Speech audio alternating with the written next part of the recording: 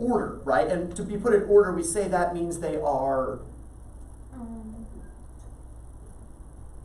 ranked. Like we do this with football teams, right? We put the football teams in order from the best down to the 25th best because we don't go all the way to number 117. But anyway, or 119, however many they keep adding more and more college football teams. But anyway, yeah, we don't rank all of them. Though NFL, there's only 32, and they usually do rank those from 1 to 32, but it doesn't mean anything. It's just for the fun of it. But anyway, ranked means put in order, right? So we rank the statistics, and then we find that one number in the middle. Except sometimes it's not 1. Sometimes it's 2. What do we do if there's 2, Joshua? You add both of them and then divide by 2. Good. We would average them together, wouldn't we? Yeah. So we'd find the mean of the 2 middle to get the median. Yeah. So the median means the middle. And then there was the mode. What does that mean? Like the one that happens most times, or like the most common? Good. The most common, the most oftenly occurring, frequently occurring value would be the mode. Now the mode was kind of neat because we're talking about statistics, but you might deal with data that's not actually numbers, right?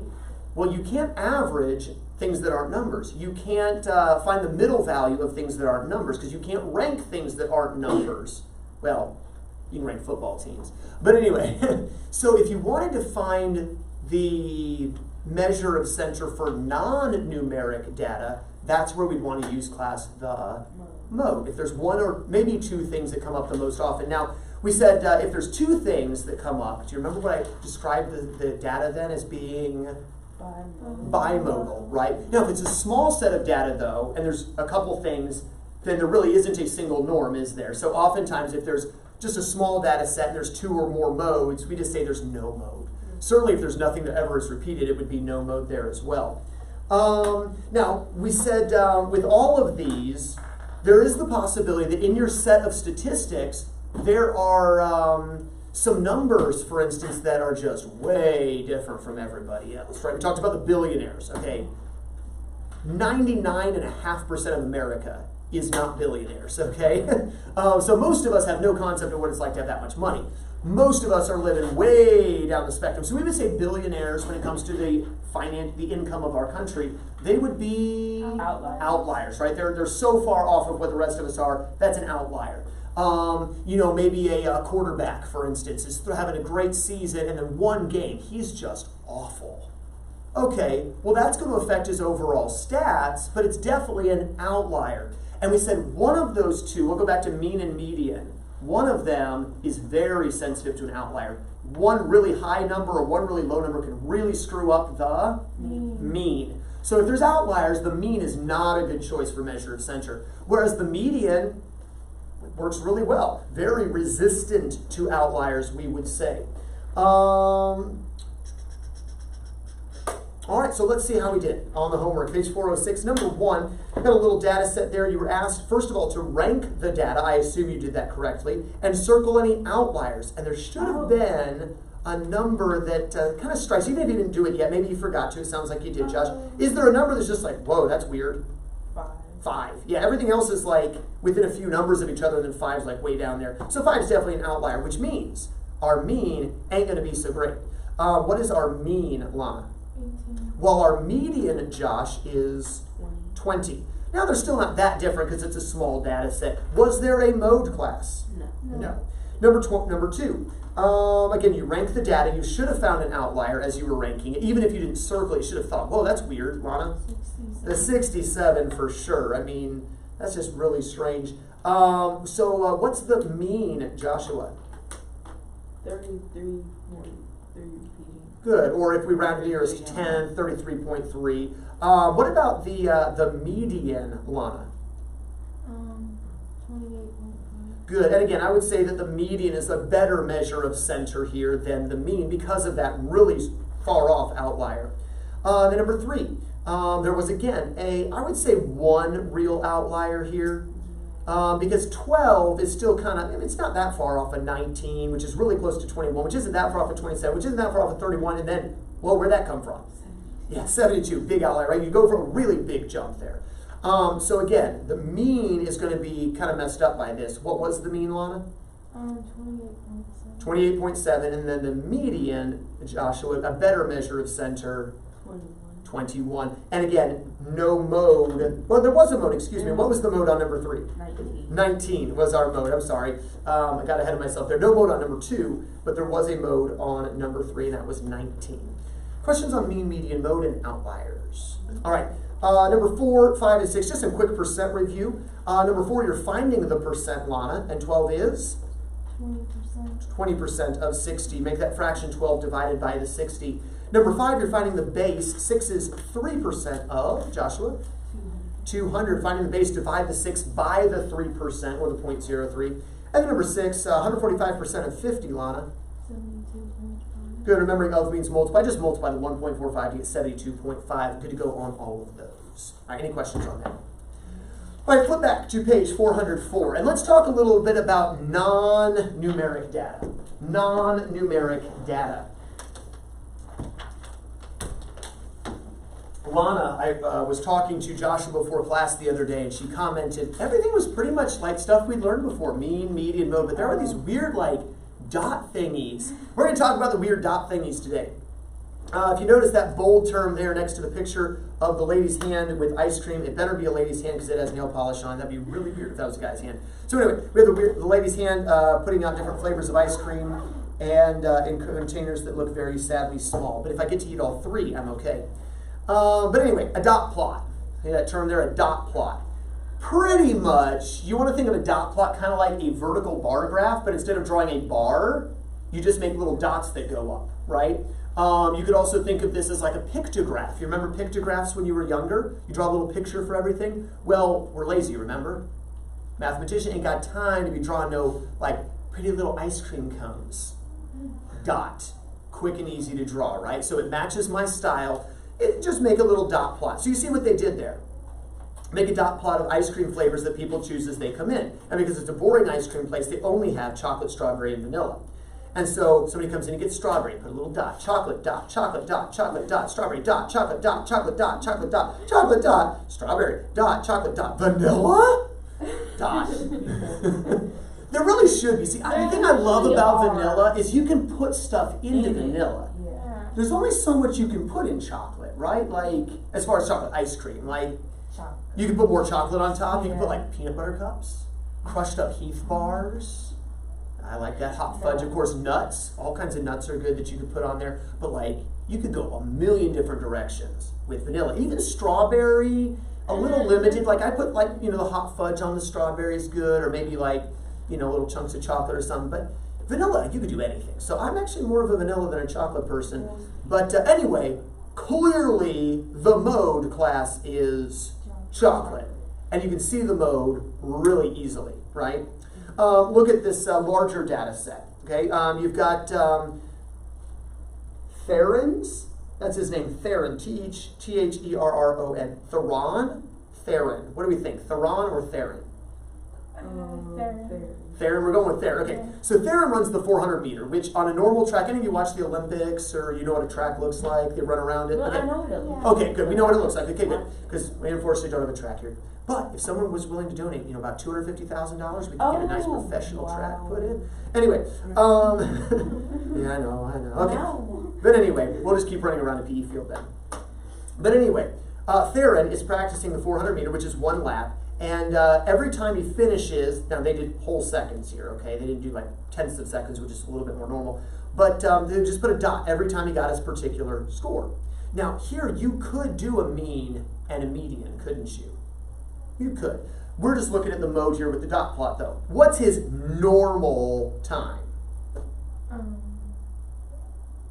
Just look at the dot plot. 57 seconds, right? Pretty obvious. That's the tallest thing in the dot plot, okay? So 57. He did a lot of 58 second, right? But if you were to look at the mode, that's clearly 57. But if you look at how many of his runs, there's more runs that took longer than 57 than less. So is the mode the best measure of center here? Not really, because look how many runs were more than 57 seconds. Most of them, right? Very few was he ever faster than 57. So 57 is probably not a good reflection of his time. But the mean, notice, is 58.7. That's kind of right there in the middle. The median, 58. I kind of look at the median as probably his norm, 58. Because he got that weird outlier, don't you? I mean, that one time it took him 1 minute and 5 seconds to run it. So probably here I'm leaning median. So 58, but mode is only 1 second difference. So you can kind of see the different measures of center there. But again, the dot plot kind of helps you visualize everything. Notice the summary there. Go ahead and read the first bullet point in the summary for us, Lana. The mean is the Arithmetic. is the arithmetic average. Sum divided by number of categories. It is good for measuring the center of numerical data without outliers. So no outliers, mean is the way to go. Next bullet point, Joshua.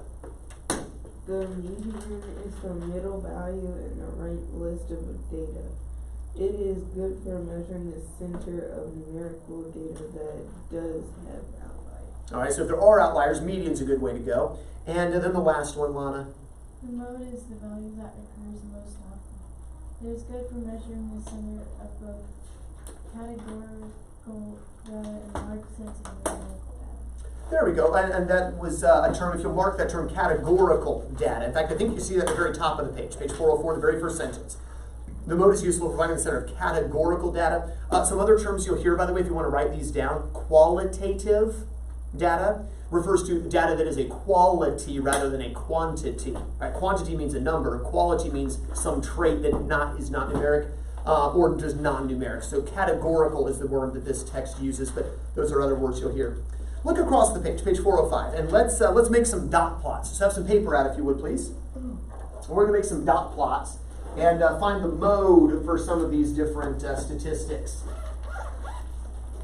And while you get the paper out, let's take a look at number 10. A phone accessory company recorded its customers' recent transactions to maximize profits on its most purchased goods. So people come in here, we don't sell phones, we sell accessories for the phones. What is it people are buying for their phones? So the first thing we see, go and draw a horizontal line, is phone case. Okay, so case will be our first category. We also see on here screen protector. I'm just going to say Screen Pro. Screen protectors. Usually you buy those at the same time, I would think, right?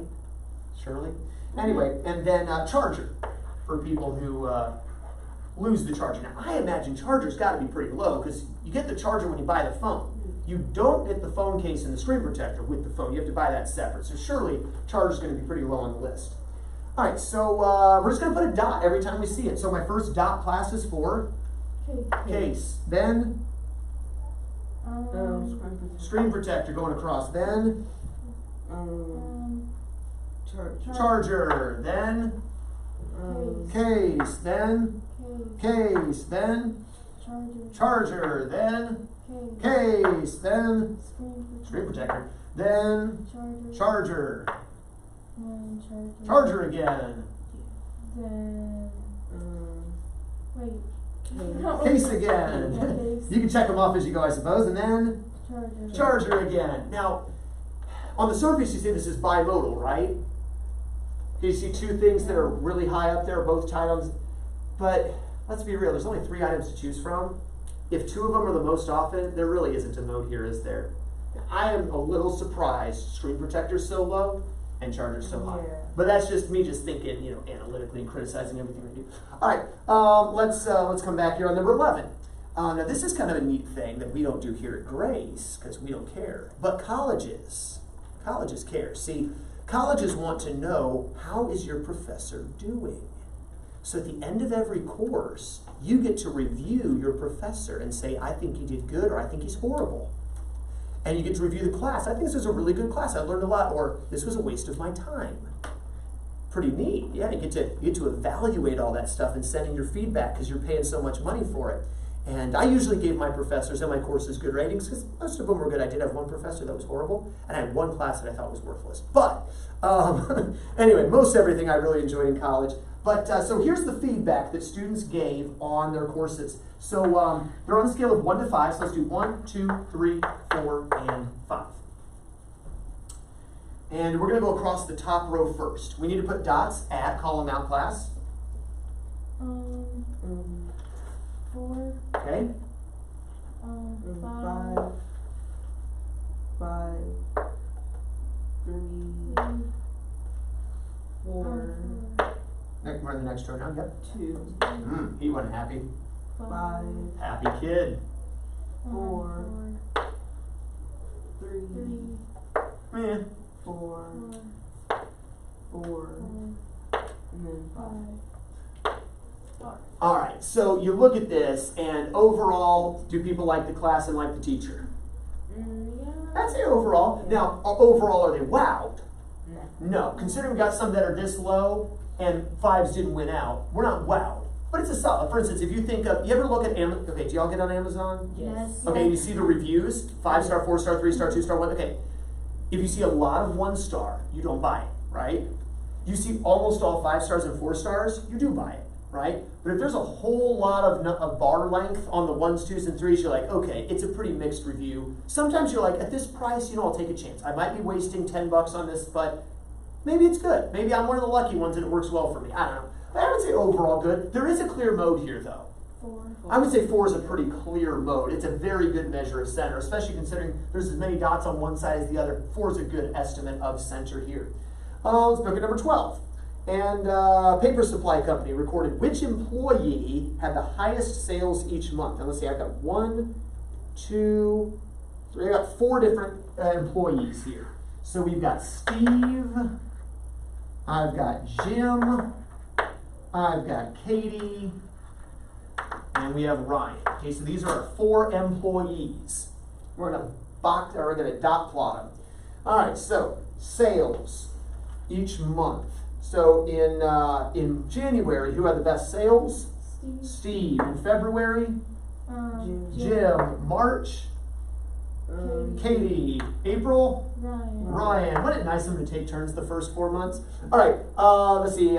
May, Jim. June, Jim. Way to go, Jim. You're leaving the rest of them in the dust. July, Steve, August, Steve, September, Ryan, October, Steve, November, Ryan, December.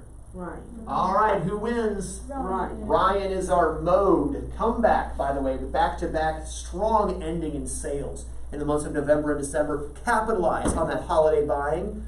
All right, well, was it Jim who had the early lead? Yeah, Jim had that early lead in there, and then the rest of them came back. Questions on how to do a dot plot? So the dot thingy isn't too hard, really straightforward. Let's do one more together, and then I'll do a couple of these on your own. Number 13, the following list records the country with the most gold medals in each Summer Olympic Games from 1972 to 2016. Couldn't include 2020 because we didn't have Olympics in 2020. So most gold medals. If we were going to title the box plot, we would title it that, but I don't care. All right, so really there are, looks like 4 different countries recognized here, right? There's USA, go us. There's China, which is our main competitor. But for many years, Russia or USSR, United Soviet Socialist Republic, something like that. And then there's this random unified team. I don't even know what this is. United Kingdom. But let's see, that would have been 16, 12, 08, 04, 2000, 1996. Somebody, whatever called themselves unified team, had the most gold medals. All right, so 1972, the winner of most gold medals was USA. 1976, USA. 1980, China. boo. 1984, USA. yay. 1988, USA. Reagan years, yes. 1992, USA. USA, yeah. 1996, Unified. we don't even know what's going on. Bill Clinton. 2000. USSR. Oh, for shame. Let's see, 2004. USA. Yeah. 2008. USSR. Oh, really? I don't remember that. Okay, and then 2012. USSR. Really? And then 2016. USSR. All right, let's believe them. So US has been slipping. But Still won. who wins? USA. USA. I'm not competitive or anything. Questions on this? All right, turn over to page 406. I want you to do number 7 in the homework. Make a dot plot for those NFL teams. Dot plot for number 7 on the homework. NFL teams, competitors in Super Bowls.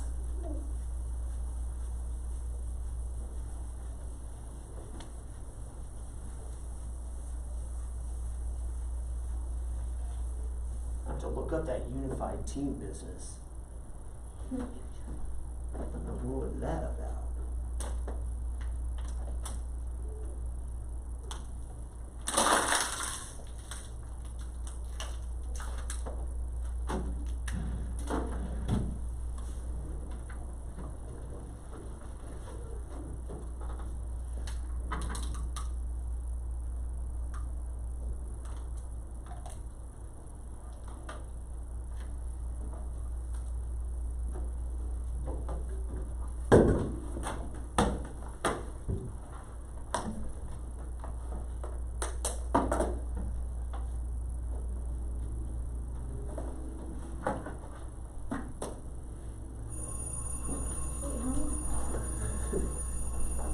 So you kind of write it down and then start putting dots, and when you discover another team, you go ahead and write them down and put a dot. You don't try to write all the teams out first, because then it'll drive you crazy.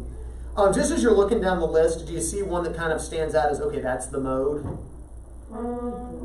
Yeah, Broncos for sure. That's the mode. Broncos. Go them. Lots of Super Bowls. All right, questions on dot plot. Question on mode. All right, no homework this evening. Have a wonderful rest of your day, and you are dismissed.